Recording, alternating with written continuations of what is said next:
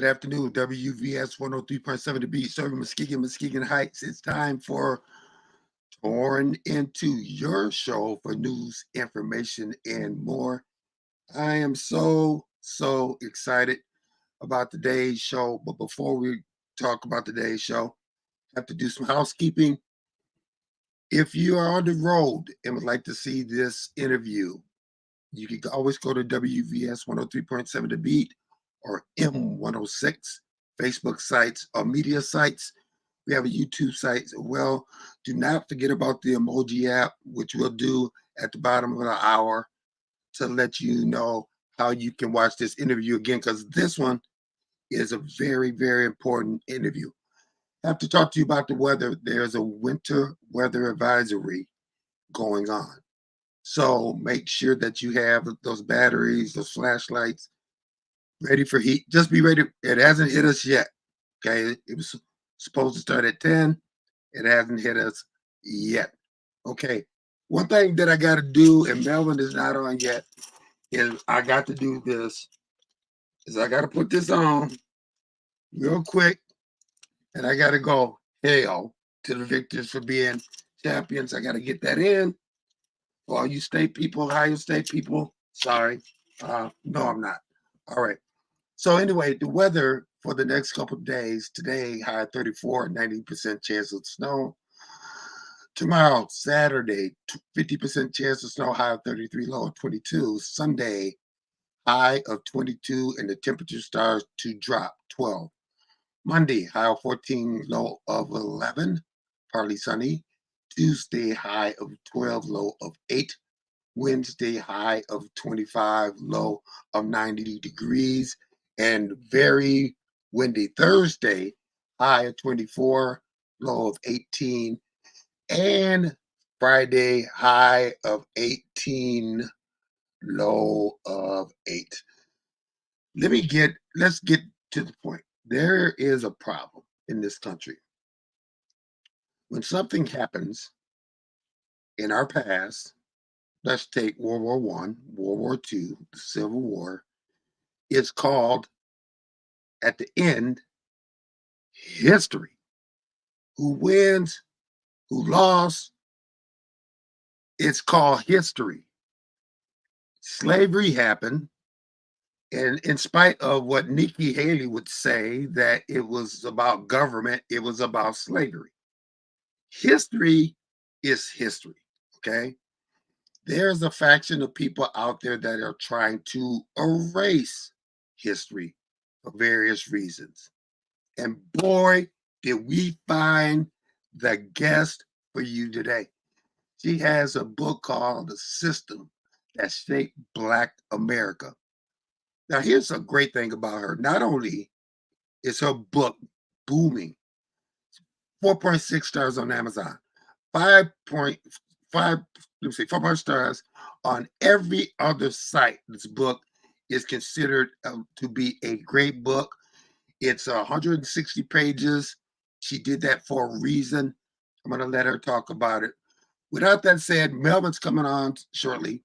With that said, put your hands together for our very own Tracee Bruce. And let me see if I can get her on. How you doing? Yeah. Hi, thank you for having me. Welcome to the show. How are you doing? I am doing well. Thank you so much. It's an honor to be on. It's always nice to be able to speak with one of your hometown heroes. So Oh, I'm just excited to be here. let's Looking go forward to to the the board. conversation. Let's go to the board. Our people are clapping for you already. Listen, let's get into the show, okay? We have a lot to talk about. A matter of fact, we're going to have you back on because you can't talk about this subject in 45, 50 minutes, okay? Would you tell Muskegon Heights, the county of Muskegon, a little bit about yourself? Sure. I am a proud Muskegon Heights Scander, if that's a word. Born and raised in Muskegon Heights. Graduated from Muskegon Heights public school system, some of my best times ever. Grew up with a very strong family support system here in Muskegon Heights. I'm a Bruce, which I do have an uncle and an aunt here that's popular. My dad moved here in the late 70s at the end of the migration, southern migration, the northern migration.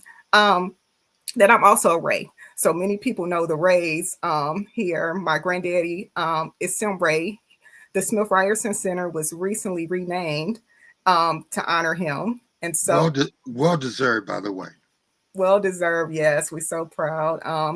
And so I'm just Muskegon Heights through and through. Graduated from Muskegon Heights, went to Grand Valley State University, and let me do a quick little plug out. I went to Grand Valley State University on a full academic scholarship, which brother James Rowan, Rowan Park, he played a major part in that, my scholarship going to college. So I've just always been blessed by the Muskegon Heights community. Went to Grand Valley, studied marketing, Mm-hmm. um, and then entered corporate America. Been in corporate America for over 20 years. I started off here in West Michigan for charter communications. Then I moved to Atlanta, Georgia for 12 years, where I was Okay. able to work for Starbucks Coffee Company in their corporate office, as well as the Centers for Disease Control and Prevention, the CDC. Mm-hmm. Most recently, I worked at Herman Miller, which is now Miller Knowles. So just had a great successful career as far as corporate America. And yeah, so like I said, I'm a Muskegon native. I moved back about 7 years ago, and just been a part of the community, enjoying family and friends, and happened upon writing a book about Black history. Now, first of all, what do you say about the people that just kind of stay around and don't venture out when they can venture out like you did? Yeah, I think that it's a personal preference, right? When I moved to Atlanta, I came from having this huge family support system to not knowing many people down there. So it was a shock. And it took a Mm-hmm. lot of courage and, you know, kind of just ripped me out of my comfort zone. So I think that it was beneficial. Things went well for me. So I think that if someone has the desire to do it, I say go for it. You can always come back home, but you never know what type of opportunities and great things await you outside of Muskegon as well. Okay. Welcome to the show, Pastor Melvin Burns. How you doing, sir? Good. How are y'all doing this afternoon? I've got to do that for you. Uh, get that right We'll have- there. yeah, we'll talk about that. Apologize Okay. for the date. It's not like I don't do this every week, but had trouble getting in today. Okay, that's okay. All right. So we're talking to Tracee Bruce. Now, you wrote this book. What made you decide to write this book? Yeah, so every time someone asks me about myself, I just gave a quick synopsis. Nothing about me at this point would say why I wrote a Black history book, other than the obvious of me being a Black woman, right? But I consider my several defining moments in my life that led to this book. It started just as a young girl. From the time I was 3 or 4 years old, my dad would sit me down and my two sisters and talk to us about history. He was a history buff. So he Mm-hmm. would speak to us about family history, American history, Black history. I mean, he would talk for hours and hours. At the time, I didn't appreciate it. I was like 3 or 4 years old. I'm ready to go to bed. My mom would yell at him, let the girls go to bed, let the girls go to bed, because he would go on to late in the night. And Okay. then, at the time, I couldn't appreciate it. But as I grew older, I started to turn into him. So now I'm the person at the family functions with my nieces and nephews, sitting them down, telling them about the family history, Black history, and why it's important. Um, and so that just kind of started off why I love history so much. And then I was blessed to be able to go to New Hope Baptist Church growing up. So Deacon Right. James Rowan would do um, the annual Black History program. So I learned a lot from him just participating in those programs year after year after year. Um, and then, I just continued to just kind of, as I grew, I would watch documentaries, read a lot about the civil rights movement, and just kind of did a lot of studying on my own. Did some history courses in college, but it wasn't really ever centered around Black history. Mm-hmm. Um, Fast forward to the 2020 presidential election, and now we have social media. So I get to see all these thoughts around particularly why Black people don't want to vote and why they think it's not important. And we start seeing attacks on Black history. And so I really wanted to write a book about, it wasn't, to be honest, it wasn't a book. It was a group of flashcards. I just wanted to get something out really quickly, get to the point, something quick for people to read and move forward. But as I started the flashcard idea, I felt like I wasn't telling a complete story. So it kind of turned into a book of many lessons. And then I started writing the book, and then George Floyd died. So that opened up the world to kind of be concerned with racial equity issues. It seemed like a spotlight got put on racism at that point. So my book expanded, and then my company that I worked for, Miller Knoll, selected me to be a part of the CEO Action for Racial Equity Fellowship. So this was a fellowship that over 100 large American companies selected fellows to work on racial equity issues. So corporations in America wanted to get involved. They started paying attention to racial equity needs and inequities in the Black community. And so they wanted to get involved with solutions. So in this fellowship, we worked on public policy solutions. How can we change laws, as well as things we could do internally within our organizations that we were calling social contracts. And so I ended up leading a team that was focused on declaring racism a public health crisis and started connecting all the different ways that racism impacts every area of our lives and how it ultimately impacts our health. And so, yeah. And so that being a part of that fellowship just opened me up to being taught by scholars, lawmakers. I mean, we had Congress women and men come and speak to us, different grassroots leaders. It just opened up a different world. So my book actually, the more I learned from these experts, I added to the book, and the book actually took a year longer than what I planned. I had started telling people, advertising the book, and then it just kept being delayed. I kept adding to it and adding to it and adding to it. So it took a year longer than what I planned for me to publish. Let's go to the board already from Georgia, Tanya Roberts Ford. Hello, everyone. Thank you for listening, Tanya. We have people all over that interested. We won't go that question. I may as well. Brother, you look like Uncle Tank. Stop it. All right. All right. All right. All right.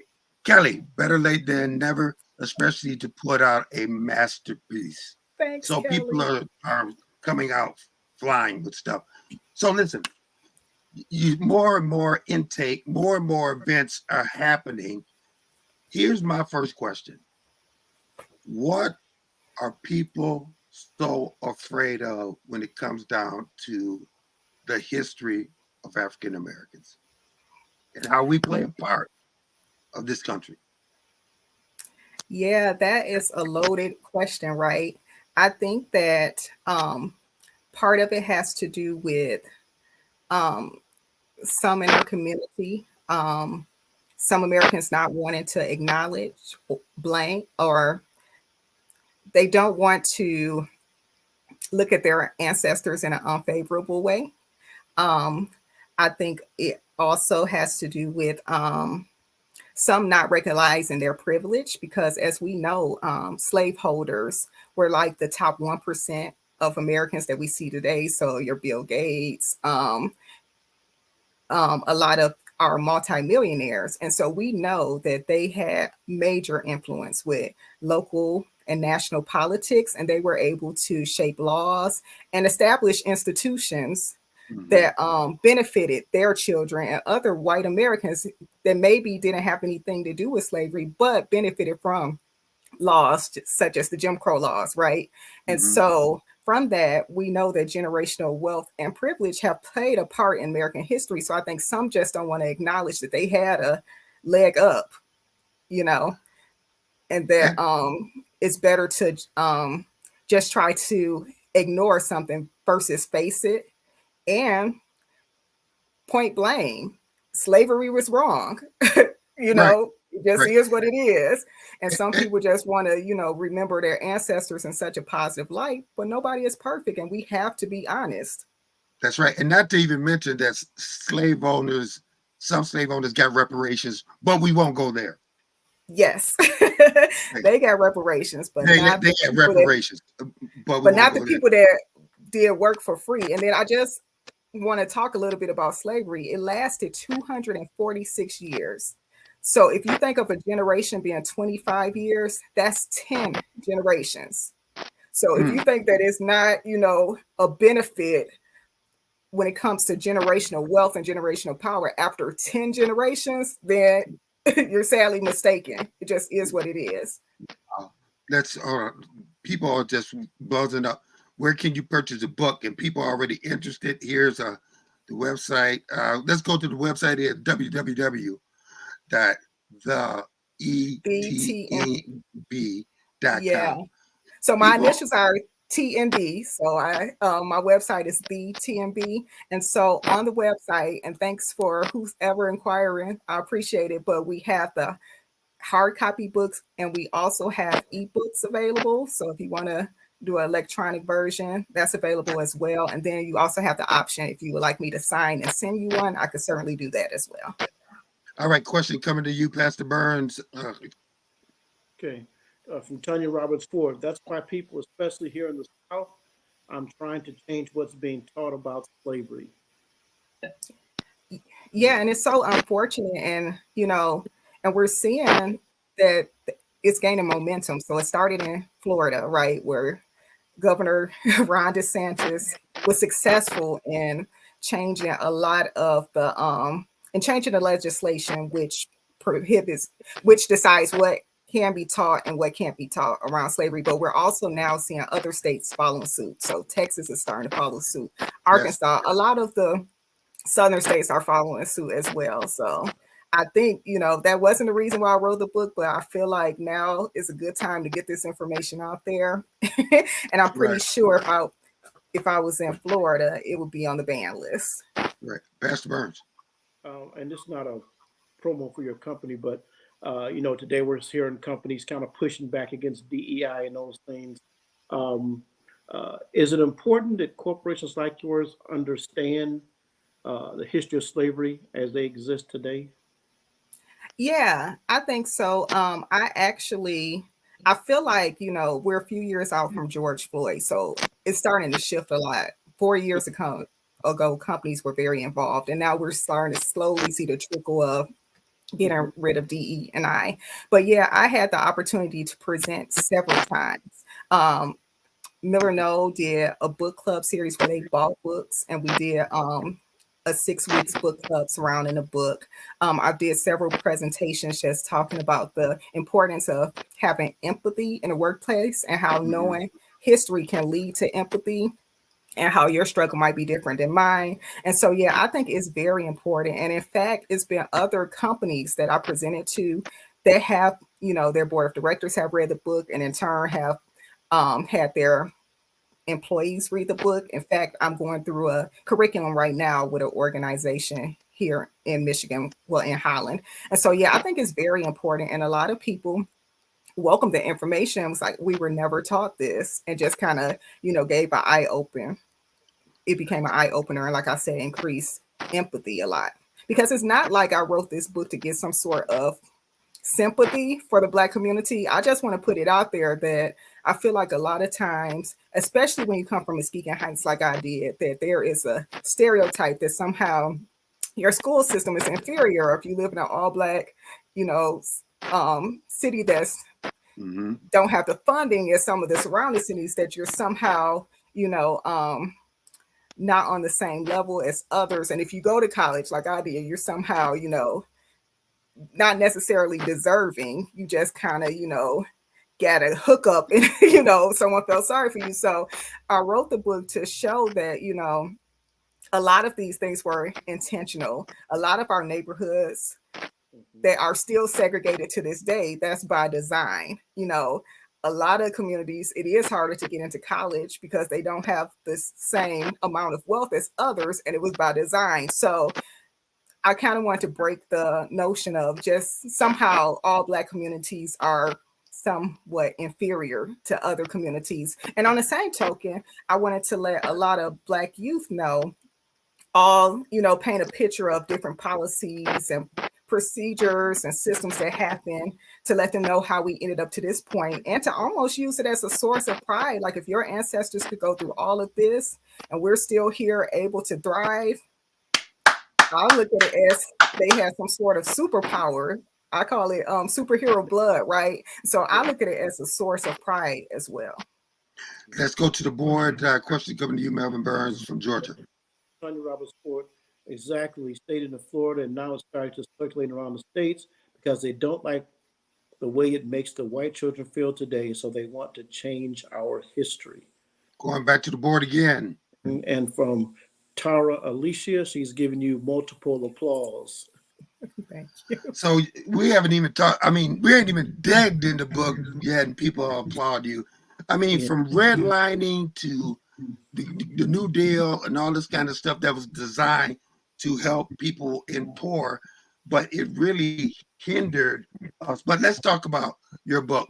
So what are some of the things that we can see and hear in your book?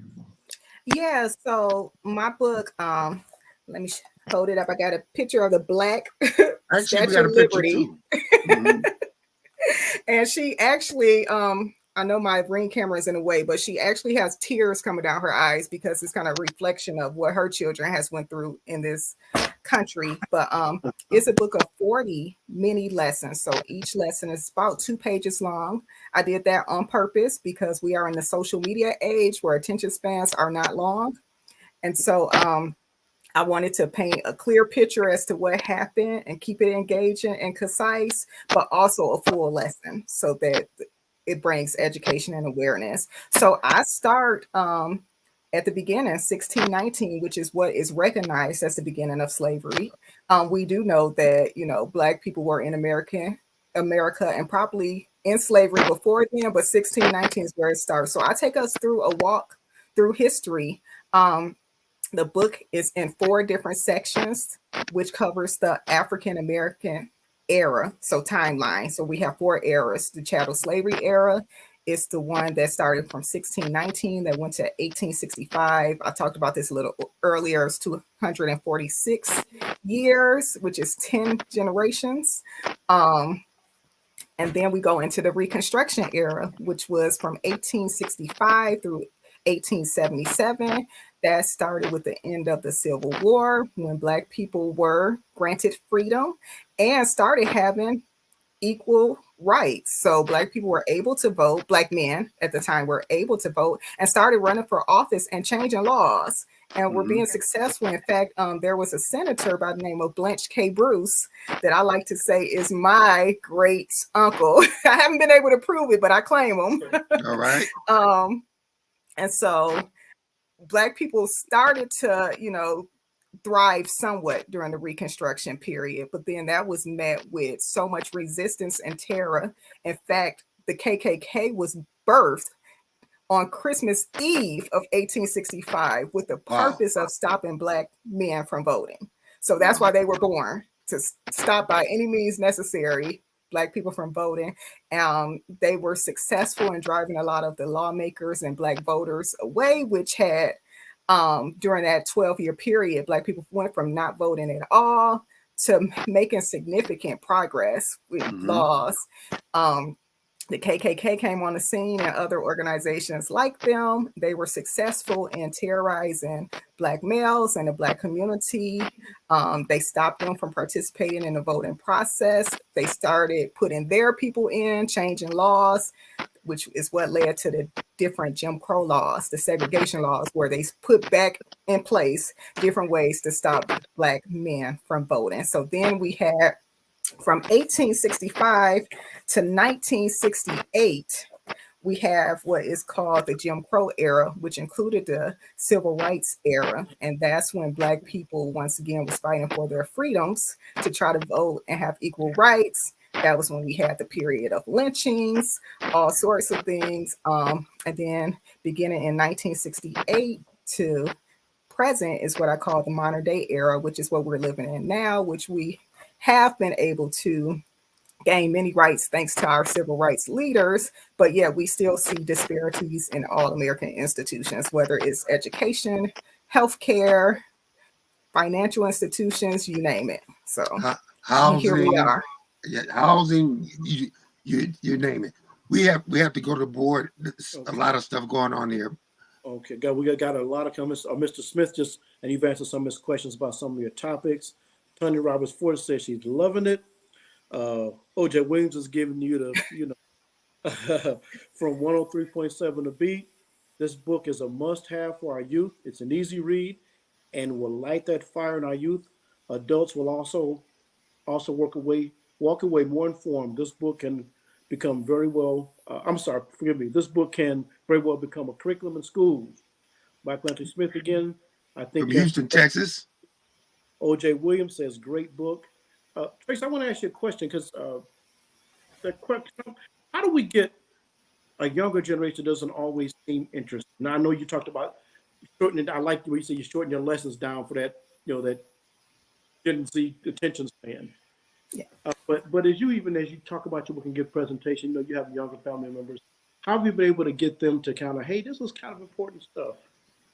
Yeah, I think the key is to try to connect to what's happening now.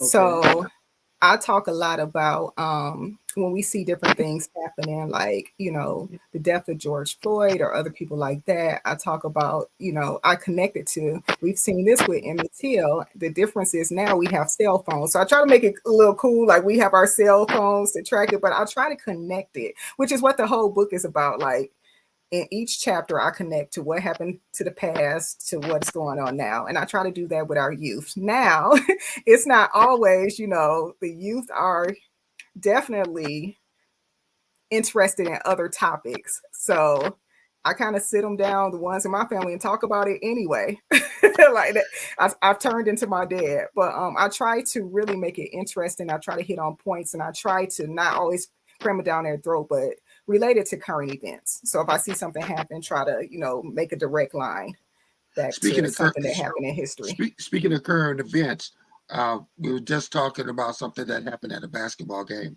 where a couple girls got in fight, and they don't understand that fighting that was instilled back in years ago to hate color. Talk a little bit about that. Yeah, I'm not as familiar with the incident that you're referring to. So was it a group of minorities Yeah, fighting? well, yeah, we fighting against each other. Yeah, I think that, when you think about it, it was kind of always instilled the good Black people versus the bad Black people, right? And that goes back to slavery, whether you were in the house or you're on the field or your skin color. So I feel like a lot of that was ingrained into almost hating each other, not seeing the value. Some of that was picked up from others. And then also judging each other on superficial things, whether it's your skin tone. And then even when, Black people did start formally being educated after the Civil War during the Reconstruction period, then it was almost like a division put up then. Oh, you think you're better because you're educated and I'm not. So I just feel like it's been a lot of ingrained hate that was learned from others and it still would into us. And I think it's unfortunate because if you also study history, it shows that when we band together, we're powerful. So if you think about the Montgomery bus boycott, right, they banded together and changed the system. That's what really made the civil rights movement successful. They did not participate in the busing system for over a year and things changed. So I like to always connect. If we knew the power in sticking together and utilizing that power and staying consistent and committed and persistent, because we give up real quick this generation, myself included. And you look at that bus when people would walk miles every day or get rides from other people just to stick together. And I will also say this, it wasn't 100% of Black people that participated. So you don't need everybody. You need your committed crew to change things, because it's always, no matter what, going to be naysayers. And some people are afraid to shake up the system, right? But if you get enough people on your team and you stay committed to a cause, you can see change. Wow. Wow. Pastor Burns. Tracee, as you're doing your research for your book, were there some stories, things you came across where you kind of realized, hey, this is pretty different than the way I always heard it, or even I've been hearing it all these years, or even taught? Did that occur in your research? Absolutely. Two that stand out for sure is when we talk about Abraham Lincoln freeing the slaves. And, he gets so much credit for freeing the slaves. And thank goodness for the Emancipation Proclamation, right? But he issued that as a threat to get the Southern Confederates to come back to join the Union. So he basically said he wanted to create a compromise for the issue of slavery, not necessarily free the slaves, but he so he basically said if you don't come back and join the Union by, I think it was off the top of my head, I think it was April 1865. It was either January 1865 or April. Then we're going to free your slaves. 1863. I'm sorry.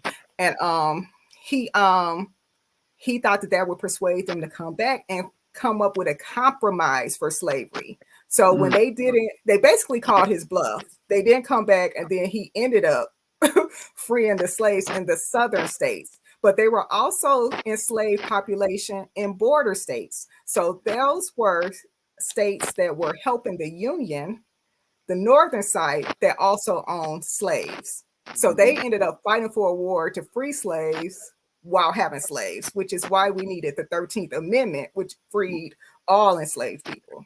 Very good. So that was a shock, because I had, I thought that Abe Lincoln's purpose was to free the slaves, but no, it was to get a compromise on slavery.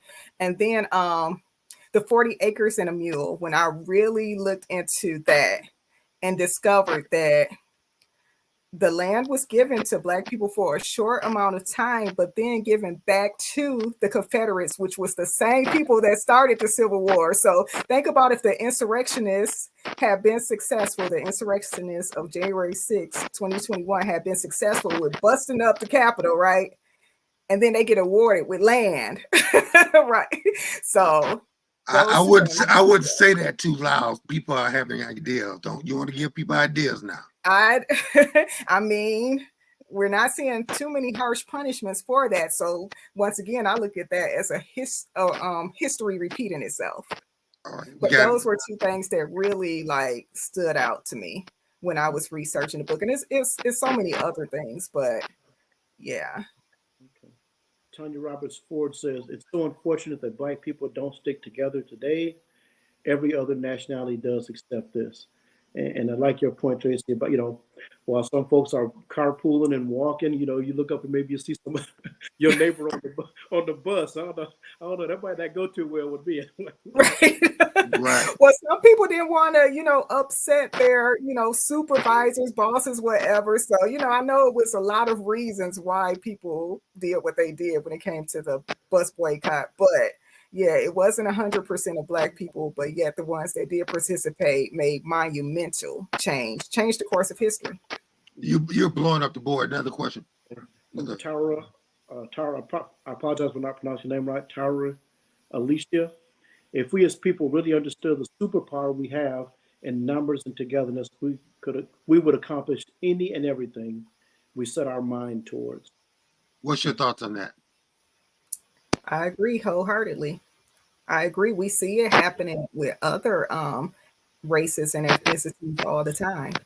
So we definitely could do it as well. Okay, so let's get in your book. Let's go. You got 40 sections. So let's give us some of the titles of your 40 sections. Yeah, so I do so I'm kind of looking. I don't think you all can see that. But I talk about, so like I mentioned earlier, I have it in 4 different sections, which corresponds to the eras of the book. So in slavery, we talk about 1619, we talk about the role that religion played in slavery. I talk about anti-literacy laws. Someone wrote yesterday, I'm commenting on someone's Facebook page where they were talking about why did slave owners only give slaves the Bible to read, and I'm like, they weren't able to read. So They didn't necessarily give it to them. I talk about racism justified through mental health. Back in the 1800s, there was a doctor who claimed to be one of the first experts on mental health, and he basically said that if a enslaved person wanted to run away, he considered them mentally ill, and that their punishment should be whipping the devil out of them. And so, think about it. He were basically saying that you should be happy to be enslaved, happy to be beaten, happy to have no freedoms, happy that your children could get sold. And if you thought about running away, basically you're mentally ill. Now, So, what you just said, that your face would drop, but a comment was just made just recently that we as Black people should be grateful because we learned trades and stuff. So we should have been thankful for slavery. So that stuff is happening today. yeah, I mean, so people that were enslaved were, you know, a lot of them were professionals. We came over here with skills, is what I'm trying to say. We don't need to be grateful for being forced to work in the fields. We already had skills getting here. Most of them were already doctors and farmers, what have you. Most of the first midwives were in the did I don't know if it was called like the medical profession back then, but they were experienced when they got here. Educators, And educators, yeah. royalty. So we didn't need slavery in order to become successful or to develop skills. That's ridiculous. That's birds. Um, So then Go part ahead. two of the book is about the Reconstruction era. So I talk about Reconstruction. I talk about the 40 acres and a mule. I talk about why the KKK came on the scene, which I mentioned earlier, to, basically scare people into not voting. Then I talk about what led to the official ending of the Reconstruction period. And then we get into Jim Crow. And I talk about sharecroppings and lynchings and the Great Migration, when many Black Americans, millions, I believe 6 million off the top of my head, moved from the South to the North to get better jobs. And then I talk about, but was those jobs better in the foundries? A lot of them were very dangerous. So I kind of go into that. I talk about the GI Bill, right? And the benefits that it basically created the middle class for white Americans, but the Black veterans had so many issues with getting benefits, even though they were veterans as well. Then I discussed COINTELPRO. So that was the FBI program to basically stop our civil rights leaders. Yes. And with MLK Day, Martin Luther King Jr. Day on Monday, I think that that's a great point to kind of hit on. So, Martin Luther King is loved now, but at the time, not all Black people loved him, and definitely not a lot of white Americans. And the FBI had a secret program called COINTELPRO that targeted him and other civil rights leaders. And they basically were trying to get MLK to commit suicide. And they had all these type of things. They were trying to take him out. So I was seeing some chatter on social media about, MLK wasn't perfect, and people, saying current stereotypes and narratives about him. And no, he wasn't a perfect man, but also a lot of these narratives, negative narratives that we're getting, were directly created by the FBI and his haters. And I'm starting to see a lot of Black people regurgitate them with it. Probably don't even know where they got it from. Ain't did no study on it, but regurgitating those facts. So, and then part 4 of the book is all about the modern day era, which is what we're in now. So I talk about modern day voter suppression tactics. I talk about the impact of affirmative action and who did it really benefit the most. I talk about the crack epidemic. And then I also talk about de facto segregation, which is all the ways that this country is still segregated, and how did we get to this point? She said a mouthful. yeah. Wow. Yeah. So let's go back, because you said a lot of stuff there. So I covered a lot of the topics. Yep. Yeah, you covered a lot of topics from Jim Crow to the Great Migration, which a lot of people don't understand. With that Great Migration, as we traveled, so did the hate Matter of fact, the hate was already here, but it was, I call it closet Klan people, but the hate was already here. Yeah. And so talk a little bit about the the there was a good things because there were great neighborhoods that we lived in and we were successful in and stuff like that. But when we were successful, that was taken away from us one way or another. Yes, in almost every instance. So we hear a lot about Black Wall Street, which was very successful Black people, but it got burned down because a lot of the local white people in the area did not want to compete with Black people, or they felt like Black people didn't deserve to have this type of wealth as well. I think it made them feel less than because they had been fed so many lies about Black people being less than human, right? But we hear a lot about Black Wall Street, but that happened in so many cities across the country. It wasn't only Black Wall Street. I believe the Red Summer in 1919 in Chicago. So that happened there. I mean, it happened so many places. It was almost like every time Black people got ahead, something happened to make them start from scratch Mm-hmm. all over again. So it's just been a cycle, right, of violence and terror and not really being able to get ahead. Mm-hmm. Now, one thing that I saw the initiative that you're doing in Holland. That in Holland, that they stepped up and they want to educate their people. Now they talked about Juneteenth being a great celebration and stuff like that of having fun activities, but they need to dig deeper and be. Talk about that initiative that's going on in Holland. So so it's funny that I'm a Muskegon resident, but my book have really done well in Holland, and it's because my employer, it just spread like word of mouth. So I did a lot of speaking engagements this past summer around Juneteenth, where I spoke at the Holland Museum for a Juneteenth celebration, as well as a LEADA conference, which is a large conference that happens each year at Hope College. And Mm-hmm. so I did breakout sessions where I was able to educate, speak, do a presentation about the book, educate. And from that, a lot of people have taken it back to their home organizations, then bought books and kind of helped spread the word. So I basically was one of the keynote speakers for a couple of different conferences in Holland. And actually it's kind of spilling over now. On February 8th, I'll be doing a speaking engagement here in Muskegon with Pathfinders, where I'll be their Nice. keynote speaker for Black History Month and talk a lot about the information that we're discussing today. So we see the initiative. Why is it important? And then Pastor Burns, you got the next question.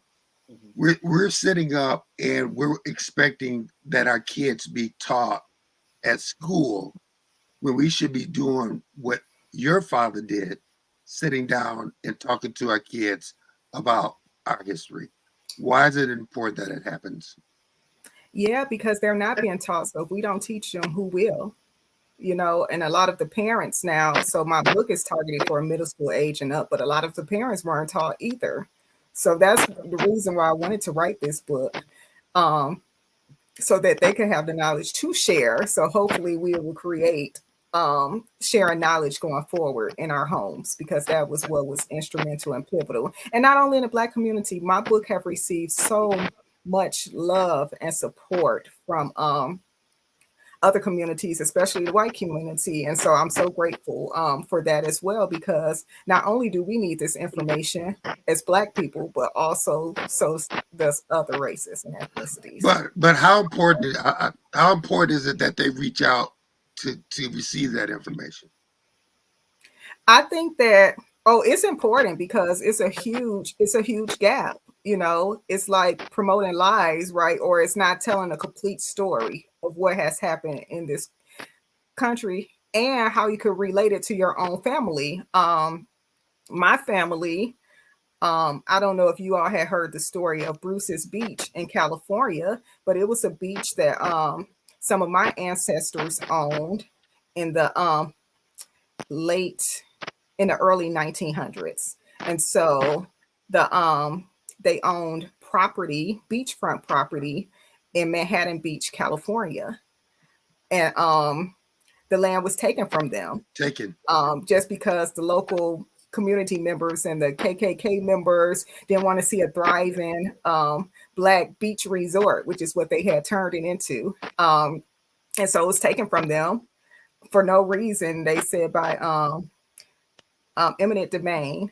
And so it just sat there for years. And so family members fought for nearly 100 years to get the property back. And we did get it back. But when you think about the lack of generational wealth, it was given back in 2021. So 100 years later, think about the lack of generational wealth and what the Bruces could be today. They could be just as popular as the Hiltons, right? So it's things like that, right? That just you need to know about your family, about American history, Black history, and that it's important. And so sometimes when people carry this narrative of, Black people don't want to work or they don't have money or all these stereotypes, my family would be a family of multi-millionaires had it not been taken. So it's not like they didn't want to work, things were taken. So I think it's important, to know this information. So fortunately, I come from a family on the Ray side as well as the Bruce side that have gave me Black history. And I just assumed that that's what was happening in all Black families. The way you grow up is at first how you think everyone else grew up until you get older, get different friends. But I feel so fortunate to have this information. And I feel like it helps shed a light and shape the world for me. So I want to do that for others. Pastor Burns.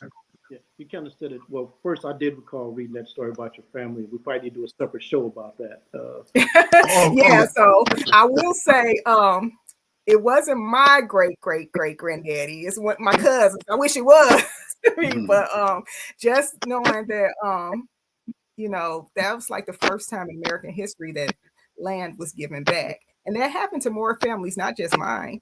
Right? We just talked about how Black Wall Street and how things were burned down or taken away. So it's just things we need to know. And like I said, I think it would help kind of shape narratives and dispel stereotypes when it comes to the Black community. Let's go to Houston, Texas. Michael Anthony Smith says, nothing new to me, but redesigned in your book. Good job. And I think, and I know Michael's not being condescending, but he's of an age where I think we're kind of surprised at how little the younger generation actually knows sometimes. Growing up in Muskegon Heights, Michael's a little older than me. We learned Black history, like church or school, so I know I'm sometimes, I have a younger daughter and I'm like, why don't you know that already? And I feel like I haven't done my job as a parent, so they should get a 20-minute, 30-minute lecture. But do you find a lot of times that you're almost stunned by how little the younger generation, with all this world available to them on their phone, how little they know sometimes? Yeah, and I feel like that has kind of been passed down from generation to generation. I feel like, speaking to other people, I feel like my Bruce side was a little unique with passing information down. I think that a lot of families didn't pass it down and didn't share lessons, and I think because a lot was filled with terror and horror, right?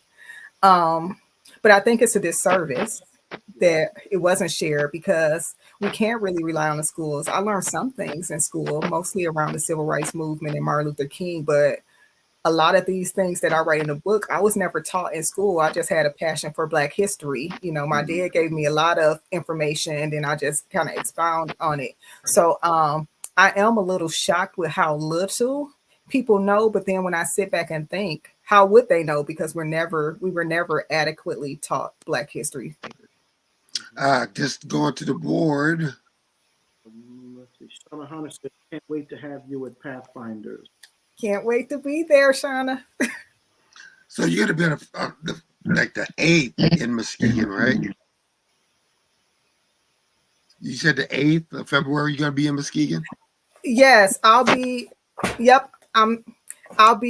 at Pathfinders as their keynote speaker for their Black History program. So that's February 8th, I believe, at 9 a.m. So that's one of the upcoming events that I have. I also have I recently kind of launched my social media campaign to promote my book. So if you go to my website at www.thetmb.com, you can see like all of my social media handles. I'm Mhm. asking for people to please follow me. Most of them are the TMB, but I think on Instagram it's like the underscore TMB, something like that. And I ask for people to join my mailing list because on my mailing list, I let everyone know upcoming events. In fact, last February, in March, we did with the Melon List, we did like our online book club. And it was lit. Like we had people from all races, ages. We read through the book in 6 weeks and we did it over Zoom. Over Zoom, we got to hear different people perspectives, not just the Black Americans perspective, and even within the Black community, different perspectives. And so it was awesome. So when I announced things like that, I personally facilitated the book club. I'll probably do something like that again in the future. So if you're interested, please join my mailing list from the website so that you can know all the upcoming events. But as I was saying, I'm just not really launching my social media campaign around the book. I've been blessed. Like people have been picking up the book, reading it, and telling others, and it's kind of spread by word of mouth. So I'm just now starting to really promote it like to the outside world. So please follow me on that. I mentioned that I'm working with a couple of organizations now on a curriculum to go through the book at their companies. We talked about being at Pathfinders. And then I do also have a very special opportunity coming up with our very own Paul Allen Billings, where he is, I'm partnering with him on a Kids Free Africa trip, where 73 students will be given the book at the Muskegon Heights Public School Academy to do an essay on the book Nice. during Black History Month, and then the winner will be able to go on the Kids Free Africa trip. So I'm so excited about that because I really want the book in schools as part of the curriculum. So We some of the gotta things we gotta go to Borders blowing up. Okay. Shauna Hunter says there will be a breakout session as well, breakfast and lunch. And again, that's on February the 8th. February the 8th. Tanya Roberts says, great information. I can't wait to read your book. Oh, Nefertiti Ray, great information. Love this. The applause and WUVS 103.7 The Beat. We want to thank Reed Muskegon for being one of our first sponsors. Awesome. Oh, Tari Alicia says, oh, wow. Hands raised, praise. You're blowing up. It's 2:53. We're running out of time, but we really I want to get some things home, and I really want your opinion. And I talked to you about this before, but I don't think a lot of us know our own history, and we keep waiting for our church to teach it or our school to teach it, but we don't know it, and we don't explain that we come from royalty. We come from where math and all these sciences were created, but we're not telling our kids their self-worth. Your thoughts? I agree 100%. We can't share what we don't know, right? So that's one of the reasons why I wrote this book. And then I wanted it to be an easy read and concise. And I wanted to paint a picture, like give a true like walk through history. So it's other books, it's many books out there. A lot of it is taking the time to find them, and educate yourself and making it a priority. Everyone's busy, but we gotta, prioritize the things that's important. So I tried to make it a little easier as far as when it comes to Black history by You better writing find it it. in short lessons Yeah, you to better make it find it before they take it off the library shelf. because you can. I did register with the Library of Congress, so you should be able to request it for libraries as well. Okay, Melvin. Um, Tracee, kind of going along with the things Greg said, you do this research. What's different about you? You said the book took a year longer than you thought it was going to take. How was going through this whole process of writing? You were raised in history, but how was the process going to change? Let me say this: 3 kids from the essay contest will travel to Ghana with the kids' free trip to Africa program? 3. Awesome. 3. And I plan on going as well. So, Nice. but Mr. Burns, you cut out a little bit. Apologize. I would just say, having gone through your research and writing this book, how has it changed Tracee? Oh, that's a good question. Um, you know, it really made me. So I loved history, and I thought I knew a lot, but it really made me just almost connect everything. Like every story I see on the news, my mind is always processing how it was connected, and it made me feel like it changed me to think. Sometimes we go through life like free and loose, but it really made me hone in on how most things are intentional. So it made me a little more anxious about getting the information out. Like other people need to know this. As a history lover, that was my goal to begin with, but it just put more sense of urgency around it. Like we really need to do this. Because I will say I am a natural introvert. Presenting, even though it's something I'm passionate about, Black history, I don't love presenting or doing interviews, but I feel like I have to get this information out somehow, right? So it has made me kind of move from the background more to the forefront because I feel a sense of urgency. I love how when I was watching you do a presentation, how you want people to be involved in the communication, the conversation, no matter what they've heard or no matter what their thoughts, bring it all out on the table and let's hash this thing out to what the real truth is. Last word to you. Absolutely. Yes, so that's how I purposely do all my presentations. I want it to be more engagement and more like a conversation because that's the only way we're going to make progress, right? And this is very heavy subject matter, but I try to present it in a way that's not threatening. And I'm going to tell the truth, but I try to do it in a engaging, conversational way, right, to get the point across. Because sometimes it's not how you get the information. It's not the information you're giving out. It's how you do it, right? So it's a welcoming space for everyone. The audiences that I present to is from all races. And I try to make it a welcoming atmosphere while also being truthful and honest about what happened. Can we put that web page back on the bottom? Thank you. This is how you can get a hold of this book, please. And there are other ways. As a matter of fact, go and do research because type up the name of the book, and you will find that you will see a lot. And let me show you how the book looks. That's the book cover. And the system, it says the system that shaped Black America, Tracee N. Bruce. And here's the thing, she's one of our own that wrote that book. Yeah. Applause goes out to you. Yeah. Tracee N. Bruce. Oh my gosh, I'm just so excited. Tracee N. Bruce, thank you so much for representing us. Thank you so much. And we got to have you back on in February. Absolutely. All right. Absolutely. You take care. Thank you so much. Appreciate it. Thanks, everyone. All right. That was Tracee and Bruce. Wow. We got to have her on again.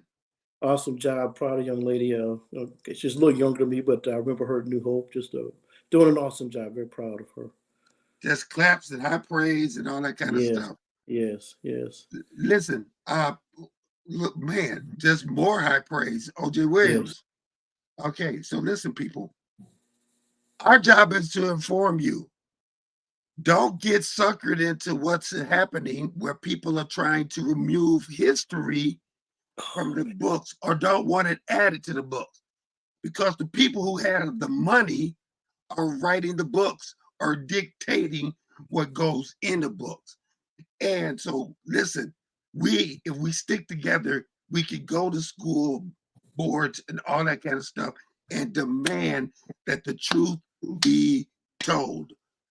With that said, one more comment. Tiger Pride, Mike. Tiger Pride, yes, sir. Tiger Pride. So listen, that's been the show. It's been a great show. Pastor Burns, great to have you on again.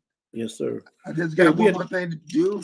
Yeah, we didn't get to talk, did we? Go Blue. Oh man, we have to catch up on that. We'll get go blue. Listen, Muskegon, go out, sow a seed in somebody's life. You never know who you might touch. This is 22, your show for news, information, and more. We'll see you.